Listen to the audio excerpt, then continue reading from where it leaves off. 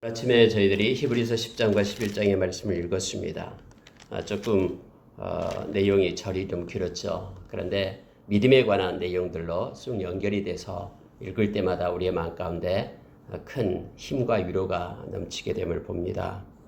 정말로 하나님은 우리가 이 땅에서 믿음으로 사는 것을 너무너무 기뻐하시고 우리가 하나님께 영광을 돌릴 수 있는 유일한 방법은 우리가 믿음으로 사는 것밖에 없음을 알게 합니다. 그래서 우리가 이 세상 끝나고 주님 만날 때 우리가 이 땅에서 믿음으로 살았느냐 그렇지 못하였느냐 이걸 가지고 우리 주님은 우리에게 상을 주신다라고 우리를 존귀케 하고 또 우리에게 영광을 준다라고 베드로 사도는 우리에게 그렇게 베드로전서 1장 7절에서 가르쳤습니다.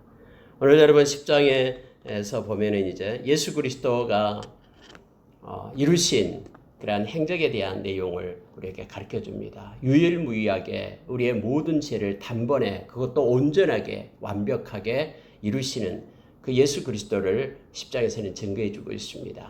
그리고 나서 그분을 믿는 예수 그리스도를 믿는 믿음을 가진 자의 모습들을 쭉 11장으로 연결해서 믿음의 선진들을 우리로 알게 하고 우리도 믿음의 사람으로 흔들림 없이 서 있을 것을 성경은 요청해 주고 있습니다. 여러분 10장 1절에 보면은요 명확하게 성경은 구분을 합니다. 율법은 장차올 좋은 일의 그림자일 뿐이요 참 형상이 아니므로 라고 말합니다. 구약에 나타난 모든 것들은 다 그림자다라고 히브리서 주자는 우리에게 말해주고 있죠.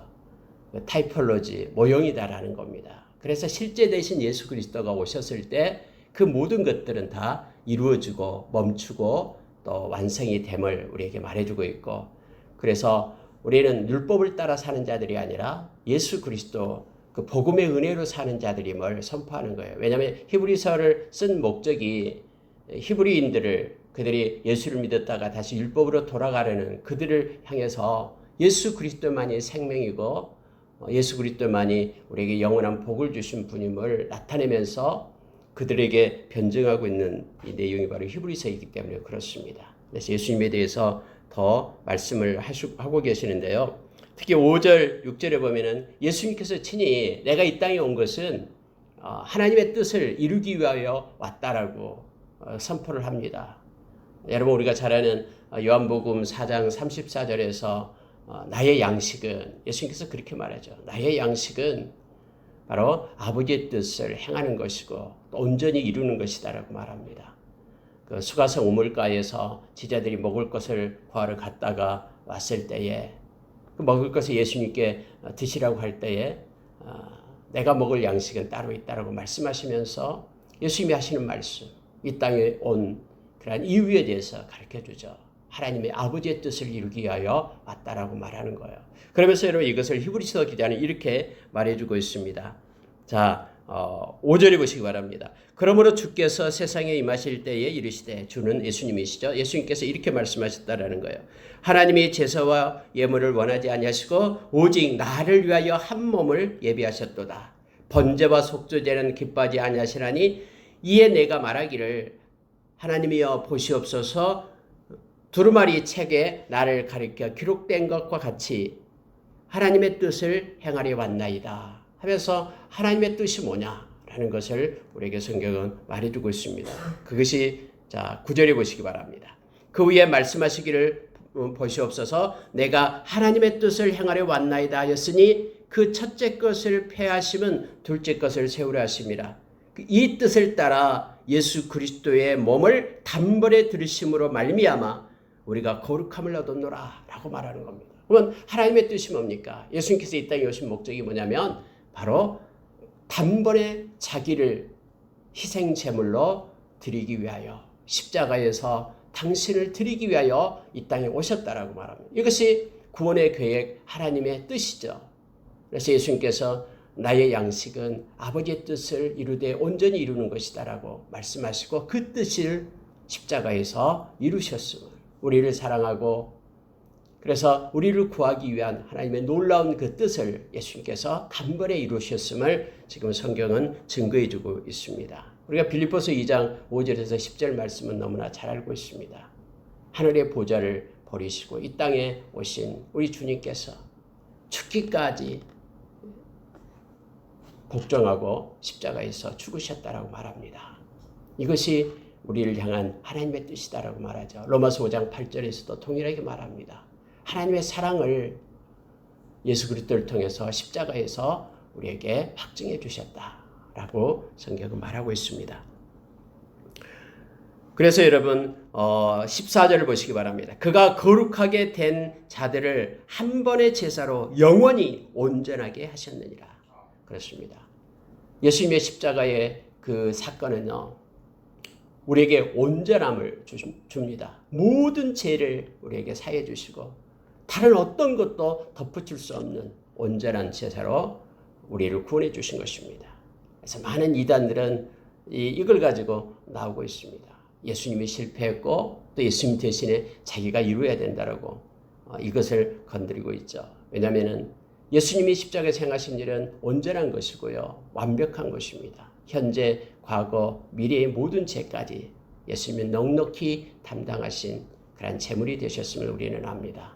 그래서 많은 악한 세상의 영들은 이것을 회파하려고 합니다. 십자가를 감추려 하고요, 십자가의 예수님의 보혈을 어떻게 하면 숨기려고 하고요.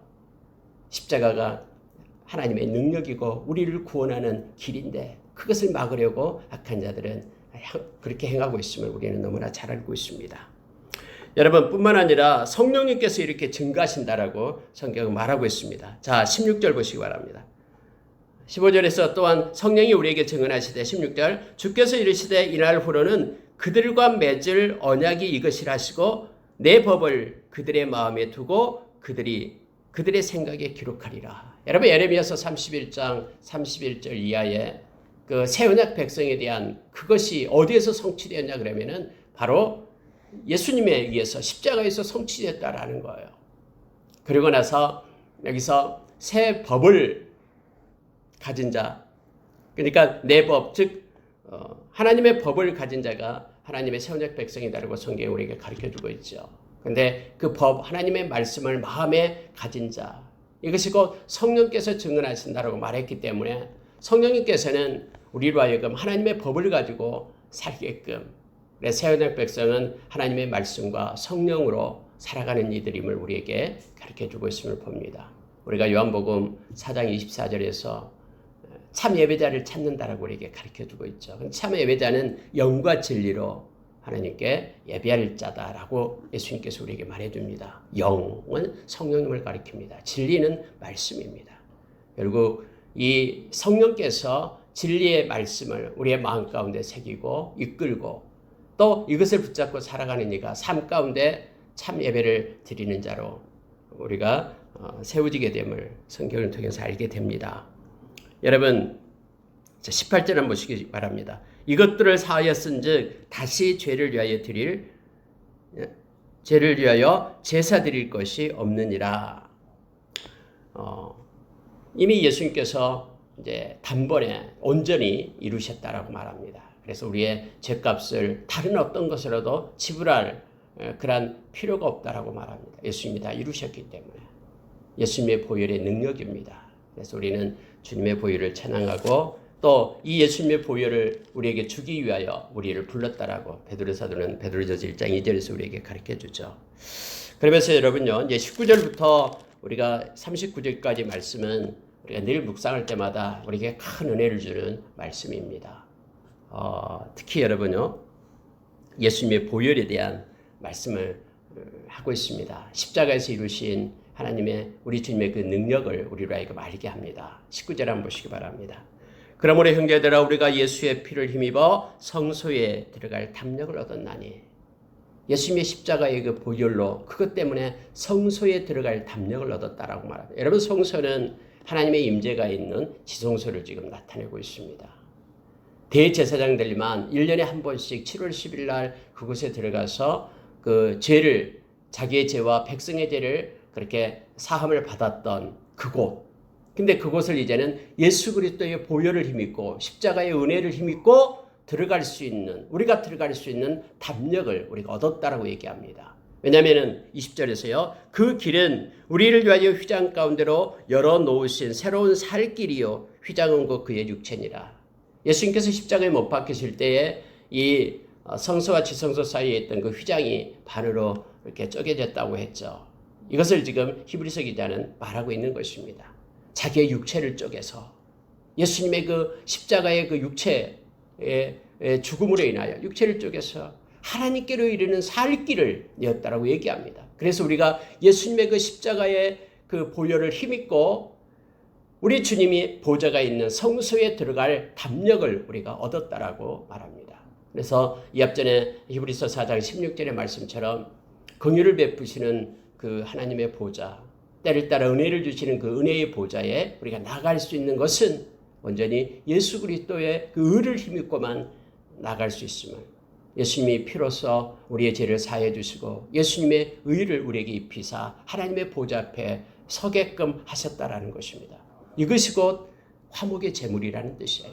하나님께 나갈 수 있도록 화목의 제물을 십자가에서 주님이 자기 자신의 생명으로 드렸음을 우리로 하여금 알게 합니다. 여러분, 똑같은 말씀이요. 자, 22절에 이렇게 나옵니다. 우리의 마음에 뿌림을 받아, 이것은 앞에 나온 9장 14절의 말씀과 연관된 말씀이죠. 즉 우리의 마음에 예수님의 보혈의 뿌림, 핏뿌림을 받는다라고, 예수님의 보혈 때문에 말이죠. 그래서 악한 양심으로부터 벗어나고, 9장 14절에서는 예수님의 보혈이, 성령 안에서 예수님의 보혈이 우리의 그 양심을 죽은 행실로부터 깨끗게 해서 하나님을 잘 섬길 수 있게끔 그렇게 인도한다고 했죠.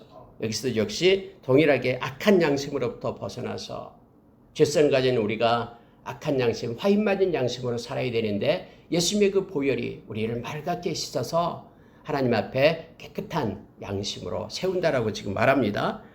그래서 벗어나고 몸은 맑은 물로 씻음을 받았으니 참 마음과 온전한 믿음으로 하나님께 나아가자. 예수님의 십자가를 힘입고 나아가는 이들은 참 마음, 온전한 믿음으로 하나님 앞에 나아갈 것을 말하고 있습니다. 믿음으로 나가자라고 말합니다. 그래서 여러분, 우리가 예수를 믿는다라는 것은요, 십자가에서 행하신 주님의 그 사역, 주님이 행하신 그 일을 그대로 우리가 받는다라는 거예요. 예수님이 나의 죄 때문에 십자가에서 돌아가셨다라는 사실을 내가 인정하고 받아들이는 거예요. 예수를 믿는다라는 것은, 그래서 십자가가 없는 사람은 진짜 예수를 믿는 것이 아니죠. 지금 그 믿음을 가지고 나아가자라고 얘기합니다. 참 마음과 온전한 믿음으로 하나님께 나아가자. 이게 온전한 믿음임을 우리에게 말합니다. 그리고 23절에 보십시오. 또 약속하신 이는 미쁘시니 우리가 믿는 도리의 소망을 움직이지 말고 굳게 잡고, 소망을 굳게 잡자라는 거예요. 믿는 도리의 소망을 움직이지 말고 굳게 잡고, 흔들림 없이 하나님께서 우리에게 약속하신 그 소망을 우리가 붙잡고 가야 됩니다. 우리가 옆전에 봤듯이 이 소망이 우리에게 없어지게 되면요, 우리 소망은 영혼의 닻인데 우리의 영혼이 이제 표류하게 됩니다.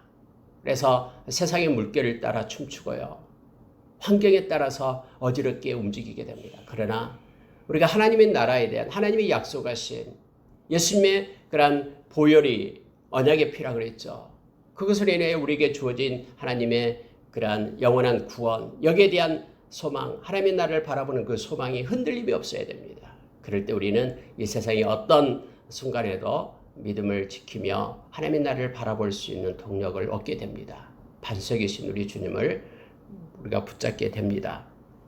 소망을 굳게 잡자라고 말합니다. 24절 보십시오. 서로 돌아보아 사랑과 선행을 격려하며 해서 서로서로를 코이노니아 사랑하면서 격려하고 라고 말하죠. 여러분, 여기서 기본적으로 나오는 내용이 있습니다. 우리가 십자가를 인하여 온전한 믿음, 그리고 흔들림 없는 소망, 그리고 사랑을 가지고 격려하며, 믿음, 소망, 사랑이 결국 하나님 우리 주님의 그 십자가로부터 우리에게 입혀짐을 성경은 우리에게 가르쳐줍니다. 특히 25절에 보니까 모이기를 피하는 어떤 사람들의 습관과 같이 하지 말고 오직 권하여 그날이 가까움을 볼수록 더욱 그리하자. 서로 격려하고 서로 위로하고 모여서 함께 믿음을 가지고 하나님을 섬기며 나아갈 것을 지금 히브리서 기자는 요청해 주고 있습니다. 그런데 만약에 이렇게 하지 않고 십자가를 버리고 환난이 오고 어려움이 온다고 온전한 믿음에 나아가지 않고 소망을 이제는 던져버리고 그리고 격려하고 사랑을 버리게 될 때, 다시 말하면 예수 믿었던 그 믿음을 버리고 다시 율법으로 돌아가게 될 때 어떻게 되냐라는 것에 대한 경고를 26절에서 하고 있습니다.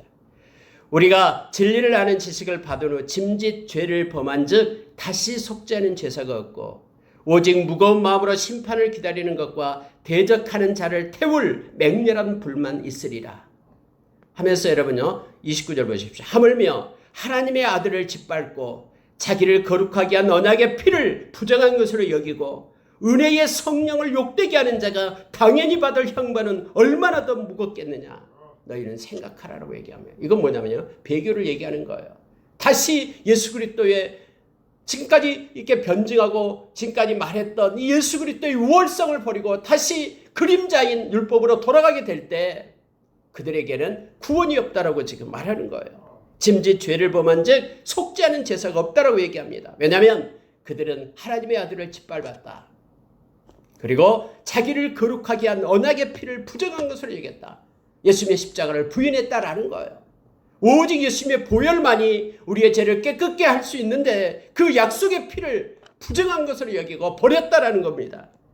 성령님께서 그렇게 증거해주고 있는데 성령을 욕되게 했기 때문에 그들이 받을 당연한 형벌은 얼마나 무겁겠느냐라고 지금 말하고 있습니다. 여러분 여기서 그러면 우리가 신자가 된 후에 죄를 범하면 용서받을 수 없습니까? 여기서 그런 내용이 아닙니다.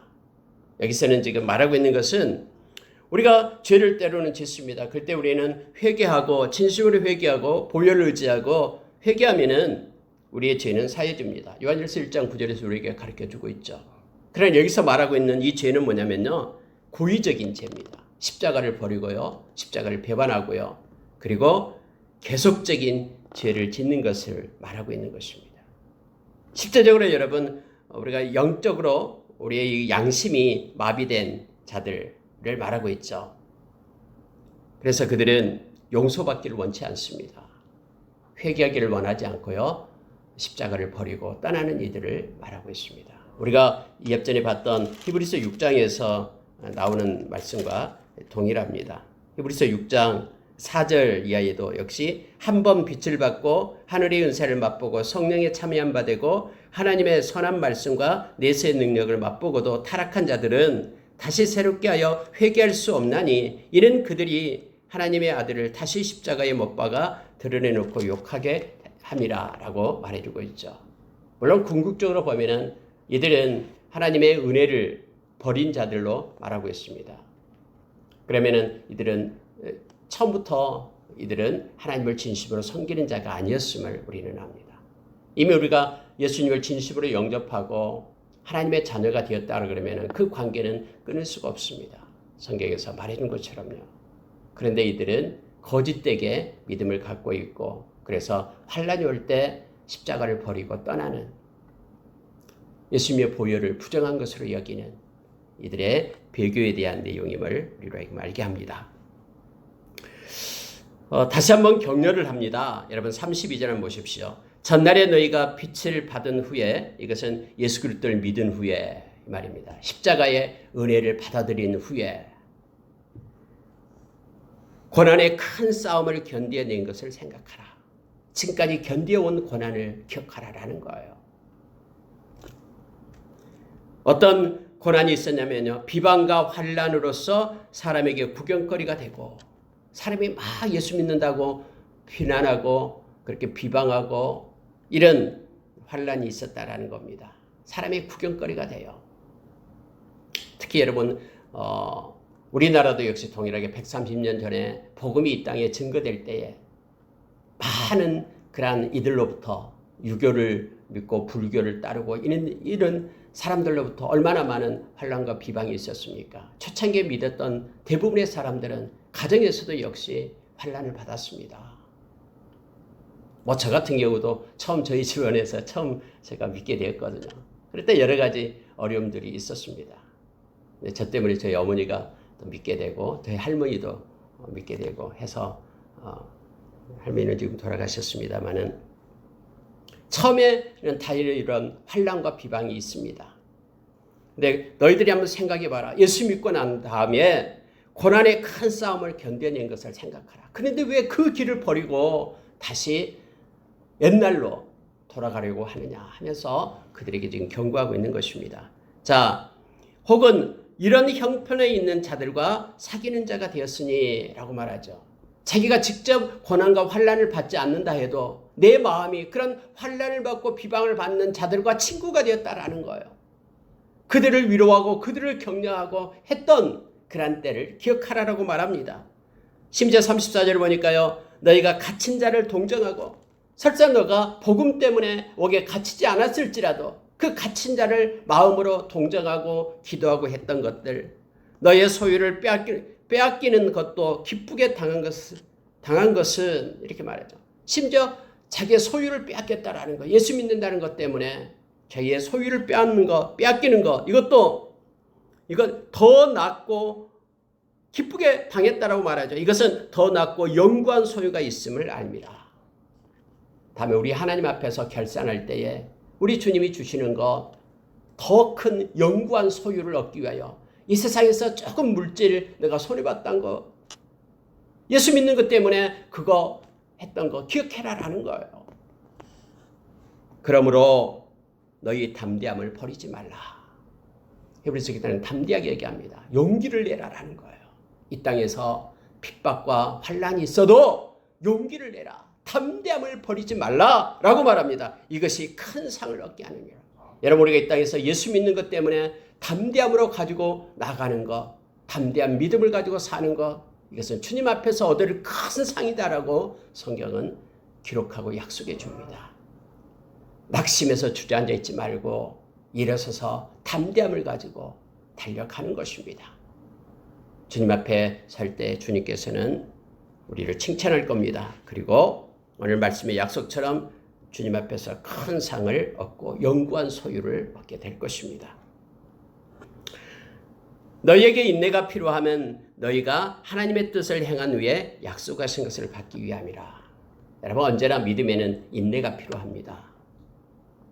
인내는 사랑할 때도 인내가 필요하고, 또 그래서 사랑은 오래 참고로부터 시작해서 사랑은 견디는 이라로 끝나죠. 믿음도 역시 인내가 필요합니다. 믿음의 인내를 가질 것을 말합니다. 소망하는 자 당연히 인내하며 기다려야 되죠. 뭔가를 소망하면 끝까지 기다립니다. 그러면서 이 히브리서 기자는 믿는 그들에게 용기를 주고 있습니다. 너희에게 인내가 필요함은 하나님의 뜻을 행한 후에 약속하신 것을 받기 위함이라. 그래서 하나님의 약속을 기다리며 소망하며 인내하며 이 땅을 살아갈 것을 말합니다. 여러분, 저와 여러분은 하루하루 살아가는 것입니다. 오늘 하루도 하나님의 말씀으로 충성하면서 기쁘게 하나님이 오늘 선물로 준 하루를, 이 프레젠트, 하루를 믿음으로 살아내면 되는 거예요. 그리고 내일은 또 내일 믿음으로 살아가게 될 때 우리는 어느덧 우리 주님을 만날 그 인생의 끝자락에 우리는 와 있게 될 것입니다. 자, 그러면서 38절을 보십시오. 오직 나의 의인은 믿음으로 말미암아 살리라. 또한 뒤로 물러가면 내 마음이 그를 기뻐하지 아니하리라. 뒤로 물러서지 말라라는 겁니다.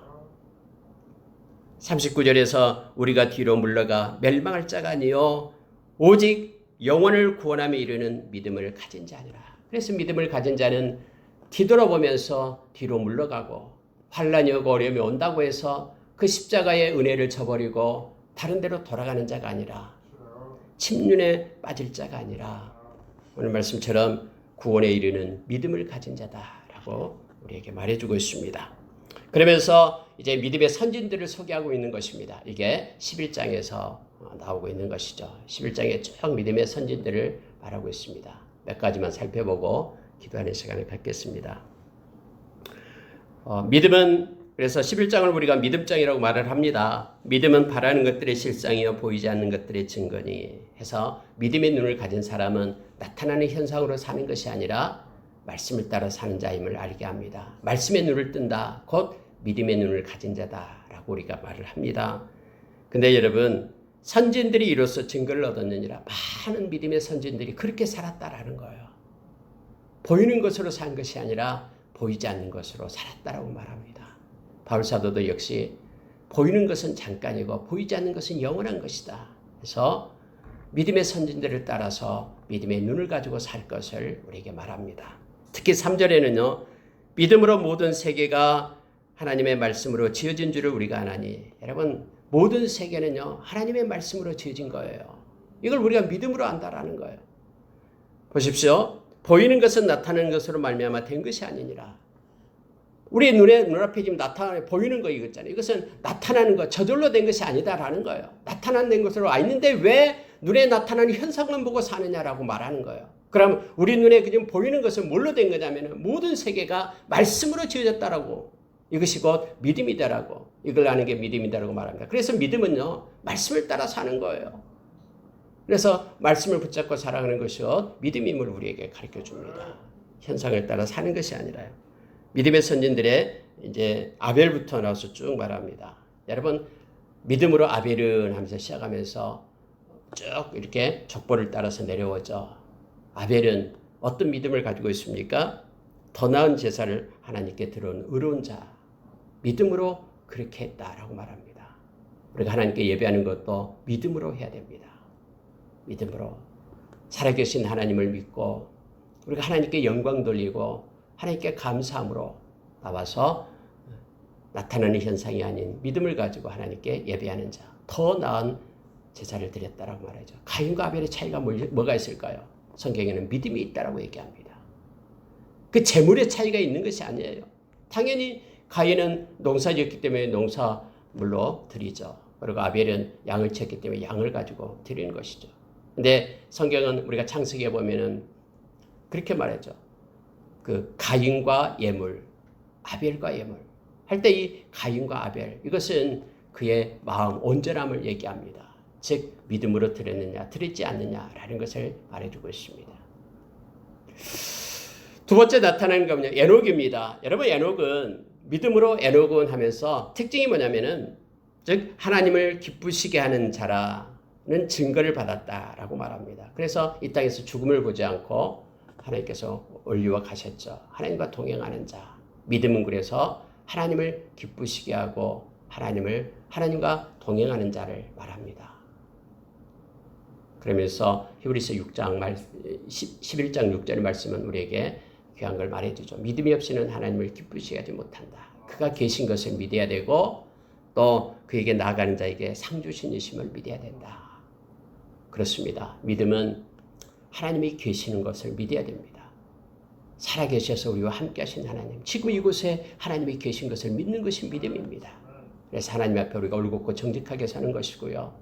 또 하나님을 찾는 자, 기도로 말씀으로 하나님을 찾는 자에게 하나님은 상 주신 이심을 우리가 믿어야 됩니다. 에녹처럼 하나님을 기쁘시게 하는 것이 믿음이다라고. 그래서 우리가 믿음을 가지고 하나님을 평생 기쁘게 하는 자로 서기를 원합니다. 다음에 나타나는 것은 노아입니다. 여러분 노아는 일에 대한 마지막 날에 대한 경고함을 받고 하나님을 경외함으로 순종했다라고 얘기하죠. 경외함이 믿음입니다. 하나님을 경외하고 그분을 높이는 것이 믿음이 없이는 할 수 없는 것이죠. 그리고 아브라함이 나옵니다. 아브라함은 순종으로 믿음을 나타냅니다. 우리가 창세기 12장에서부터 아브라함이 나오죠. 하나님이 불러서 갈대아 우르 땅을 떠나서 젖과 꿀이는 하나님께서 지시한 땅으로 가라라고 말하죠. 그때 당시에요. 그 앞길을 모르고 간다라는 것은 너무너무 위험한 상태입니다. 그러나 순종했다라는 거예요. 여러분 믿음은 순종입니다. 아브라함이 우리에게 가르쳐주고 있습니다. 자 10절에 보니까는 이는 그가 하나님이 계획하시고 지으실 터가 있는 성을 바랐습니다 라고 말하면서 이제 이삭과 야곱 더불어 장막에 거했다. 그러면서도 하나님께서 주신 그 말씀을 저버리지 않고 끝까지 붙들고 있었다라는 거예요. 이게 믿음이었다라고 말합니다. 실제적으로 여러분 아브라함에게 주었던 것은 막벨라 굴 그거밖에 없잖아요. 그런데도 하나님의 그 약속을 그런 마음속으로 믿었다라고 말합니다. 결국 저와 여러분이 다 아브라함의 자손이 된 것입니다. 하나님의 구속의 경륜 속에 말입니다. 특히 여러분 말씀을 쭉 나열하다가 여러분 16절 보시기 바랍니다. 그들이 이제는 더 나은 본향을 사모하니 곧 하늘에 있는 것이라 하면서 더 나은 본향, 저와 여러분의 본향이 하늘에 있다라고 성경은 말해주고 있습니다. 하나님의 나라를 사모하는 자, 그들은 소망을 갖게 됩니다. 그리고 이 땅에서 살아가는 삶이 헛된 삶이 아닌 가장 아름답고 또 존귀한 그런 삶을 살아갈 수 있는 자들의 그러한 특징이 뭐냐면은, 그러한 전제 조건이 뭐냐면은 하나님의 나라, 즉 본향을 사모하는 자들입니다. 주님 만날 때를 사모하면서 살아갈 때 이 세상에서 우리가 허송세월하지 않고 하나님의 영광을 위하여 살아갈 수가 있습니다. 아브라함에 대한 내용이 17절부터 또 반복해서 나옵니다. 이건 보십시오. 아브라함은 시험을 받을 때에 믿음으로 이삭을 드렸으니 그는 약속을 받은 자로 돼 그 외아들을 들었느니라. 그에게 이미 말씀하시기를 내 자손이라 칭할 자는 이삭으로 말미암으리라 하셨으니 그가 하나님의 능히 이삭을 죽은 자 가운데서 다시 살리실 줄을 생각한지라. 비유컨대 그를 죽은 자 가운데서 도로 받은 것이니라. 여러분, 창세기 22장에 보면은 하나님께서 아브라함에게 이삭을 갖다 모리아 산에 가서 바치라라고 얘기하죠. 근데 성경에 보면은 아브라함이 아침 일찍 일어납니다. 3일길 가서 이삭을 잡아서 제물로 드리죠. 번제물로. 아니 어떻게 자기 자식을 그렇게 할 수 있어? 하면서 우리는 거기에 대해서 반문하기도 합니다. 그러나 여러분, 이 말씀은 히브리서 11장에 나오는 17절 이하의 말씀이 바로 아브라함이 그렇게 했던 이유를 말하고 있는 것입니다. 아브라함은 이미 알았다라는 거예요. 이삭을 통해서 이삭이 그 믿음의 후손임을, 약속의 자녀임을 이미 알았다라고 얘기하죠. 그러면은 하나님이 이렇게 바쳐라고 할 때는 이유가 있다라는 걸 압니다. 설사 이삭이 죽는다 할지라도 하나님은 그를 살리실 것이다. 왜냐하면 하나님의 말씀의 약속이 있기 때문에. 그가 살아나지 않으면은 그런 믿음의 그런 약속의 후손이 나올 수가 없죠. 이삭을 통해서 나온다 했기 때문에. 그래서 하나님이 내가 죽인다 할지라도 하나님은 살리신다라는 그런 믿음 때문에 드렸다라고 말하는 거예요. 믿음은 그래서 말씀을 잡고 말씀을 따라 약속의 말씀을 순종하는 것임을 우리로 하여금 가르쳐 줍니다. 이삭은 믿음으로 축복했고 야곱도 축복했다고 얘기합니다. 자녀를 놓고 축복할 수 있는 것은요, 하나님이 함께함으로 인하여 살아계신 하나님이 그대로 이 말씀대로 하나님이 그에게 복을 줄 것이다라는 믿음 때문에 이렇게 축복했다라고 얘기합니다. 여러분, 우리가 누군가를 위하여 축복 기도할 때도요, 반드시 믿음을 가지고 해야 됩니다. 그냥 뭐 듣기 좋은 소리로 이게 아니에요. 하나님이 우리에게 주신 그런 말씀을 가지고 축복하기를 바랍니다. 특히 여러분, 저와 여러분 제사장들이잖아요. 왕 같은 제사장, 거룩한 제사장, 베드로전서 2장에서 우리에게 가르쳐주죠. 그럼 제사장들에게는 우리가 민수기서 6장 24절에서 27절에 이렇게 축복하라라고 세 가지 것을 말합니다. 하나님 얼굴을 저들에게로 향하사 저들을 지켜주십시오. 복을 달라라고 기도하고요. 또 안에는 하나님 평강을 주십시오. 하나님의 은혜를 주십시오. 이 세 가지, 하나님의 지키심과 은혜와 평강을 가지고 축복할 것을 우리에게 말합니다. 믿음으로 우리가 선포하고 우리 자녀들을 위해서 또 우리가 그 누군가를 위하여 기도할 때마다 이 축복의 기도를 하기를 원합니다. 특히 여러분이 모세에 대한 것만 보고 마치도록 하겠습니다. 여러분 24절 보니까 믿음으로 모세는 장성하여 바로의 공주의 아들이라 칭함을 받기를 거절하고 도리어 하나님의 백성과 함께 고난받기를 잠시 죄악의 낙을 누리는 것보다 더 좋아하고 그리스도를 위하여 받은 수모를 애굽의 모든 보화보다 더 큰 재물로 여겼으니 이는 상 주신 주심을 바라봄이라. 여러분, 이 모세가요, 그리스도를 위하여 받은 수모를 애굽의 모든 보화보다 더 큰 재물로 여겼다. 수모를 재물로 여겼다라고 얘기합니다. 아니 그때 그리스도도 없었는데 무슨 그리스도를 위하여 이렇게 수모를 받았다고 합니까? 여러분, 히브리서 기자는요, 지금 말하고 있는 내용이 뭐냐면 구약의 모든 활동 속에 우리 주님 예수 그리스도가 개입하고 일하셨다라고 지금 말하고 있는 거예요. 여기서 여러분 이 어떻게 모세가 그리스도를 위하여 고난을 겪을 수 있느냐, 이 문제에 대해서는요, 예수 그리스도는 어제나 오늘이나 영원토록 동일하신 분임을 이미 다음에 13장에 보면은 나옵니다. 8절에 가면은 그렇게 고백을 하고 있습니다. 예수 그리스도는 어제나 오늘이나 영원토록 동일하시니라 해서 어제나 오늘이나 구약에도 예수 그리스도가 계셨다라고 지금 히브리서 10장은 말하고 있는 거예요. 그래서 모세가 있을 때 그 모세가 그렇게 행했던 모든 것들, 이것은 예수 그리스도 그분을 위하여 숨어 겪는 것을 그곳에서 그 왕자로서의 낙을 누리는 것보다 더 큰 재물로 여겼다라고 말합니다. 우리 하나님 앞에서 받을 상으로 여겼다라는 거예요. 그래서 견뎌낼 수 있었다라고 말하고 있습니다. 믿음을 지켜냈다라고 말합니다. 자, 세상이 이런 사람은 세상이 감당하지 못하느니라 해서 세상이 감당할 수 없는 자, 그는 곧 믿음으로 사는 자임을 말합니다. 믿음으로 살 때 각자의 모양은 달라요. 어떤 사람은 환난을 받고 어떤 사람은 확대를 받고 궁핍을 당하고 또 조롱을 받고 채찍을 받고 옥에 갇히기도 하고 심지어 돌로 치고 톱으로 켜는 그런 어마어마한 그런 고난과 역경이 온다고 해도 믿음을 지키는 자들은 세상에 감당할 수 없는 자였다라고 성경은 말하고 있습니다. 그러면서 이렇게 40절에는 마무리를 합니다. 이는 하나님이 우리를 위하여 더 좋은 것을 예비하였은즉 우리가 아니면 그들로 온전함을 이루지 못하게 하려 하심이라. 구약시대의 성도들은요, 어떻게 온전함을 이룰 수 있냐 그러면은 구약시대 성도들도 역시 오실 메시아를 기다리는 믿음을 가지고 구원을 받게 되죠. 그래서 여러분, 메시아를 소망했습니다, 그들은. 그런데 예수님이 실제로 오시는 것을 그들은 보지 못하고 세상을 떠났죠. 그러나 신약시대에 메시아가 오심으로써 그들의 믿음도 온전함을 이루어 구원의 완성을 누리게 되었다라는 거예요. 왜냐하면 그 오실 예수 그리스도 메시아를 소망했는데 이제 때가 되어서 예수님이 오심으로 인하여 그들이 가졌던 그러한 소망이, 그들의 육체는 죽었지만은 그들이 이제 믿음이 가졌던 것을 예수님이 오심으로 인하여 온전케 됐다라는 거예요.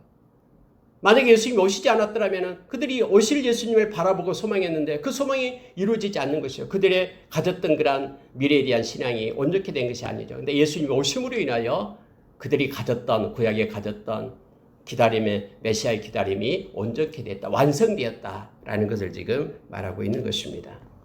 그래서 이런 점에서 이 믿음이라는 것은요, 신약이든 구약이든 모든 것들이 믿음의 그 완성이 초월해서 구원이 오직 예수 그리스도로 말미암는다. 예수 그리스도로 말미암아 온전케 된 믿음을 가지게 된다라는 걸 우리로 하여금 알게 합니다. 예수님 아니면은 땅에 구원이 없습니다.